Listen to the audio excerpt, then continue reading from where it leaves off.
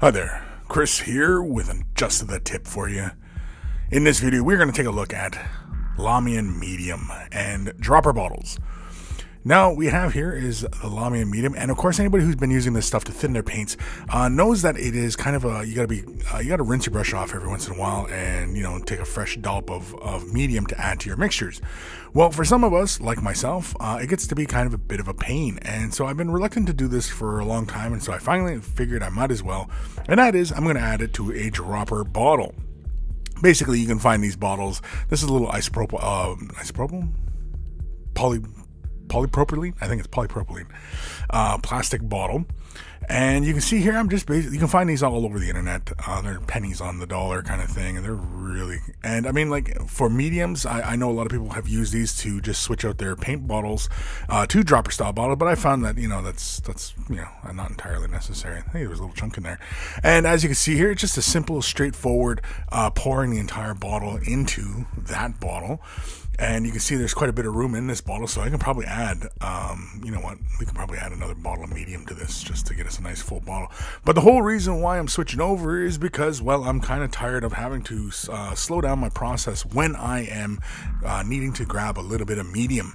And, it saves me from having to waste paint because, when you grab a little dollop of paint on your paintbrush and add it to your palette, and then you rinse it off, and then you have to go grab a bit of medium. So you're better off usually doing this kind of thing where you add, hey, there's another little thing in there, and adding a little bit of this medium by dropper bottle to your mixtures rather than having to rinse off your brush and go through that whole process. You just simply grab this bottle, add a couple drops. Here you can see I got the little nozzle. I'm just going to slap it in there. Oh, add a little too much pressure there. Thank God it's a really soft, squeezy bottle type of plastic, polypropylene. I think that's what the heck that plastic's called. And as you can see there, so it's all in the mixture. We probably could have added like 3 bottles, I think, to this. I'm not exactly sure how many ounces or milliliters this bottle is, but it obviously is quite a bit to fit a full bottle and a half of medium. Maybe it's about 2 bottles. Let's say it's 2 bottles, just to err on the side of caution. So that's probably 34 milliliters, or probably a half an ounce. I can't remember. Anyway, here you can see I'm just simply going to get a little bit fancy, as I am basically going to take the label off the previous paint pot.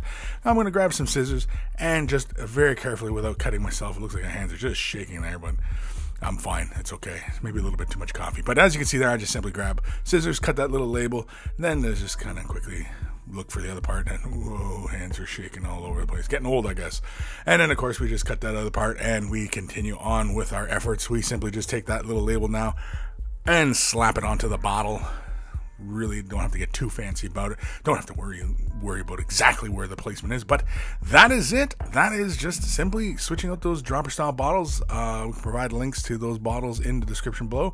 But that is it. It's as easy as that. Just a tip for you guys.